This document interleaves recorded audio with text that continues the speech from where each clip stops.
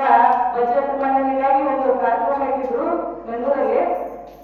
ನಾವು ಶ್ರಮ ಮಾಡುವ ಸಿಎಂ ಹೇಳಿದಮ್ಮ ಏನ್ ಮಾಡಿದ್ರು, ನಾವು ಹೇಳಿ ನಮ್ಮ ಮನೆಗಾಗಿ ನಮಗಾಗಿ ಕೇಳಿದಲ್ಲಿ ಸಾಹೇಬ್ರ ಇವತ್ತಿನ ಬೆಲೆ ಆಗ್ಬೇಕು, ಆದ್ರೆ ರೈತರಿಗೆ ಚೆನ್ನಾಗಿ ಕೊಡ್ತಾ ಇಲ್ಲ.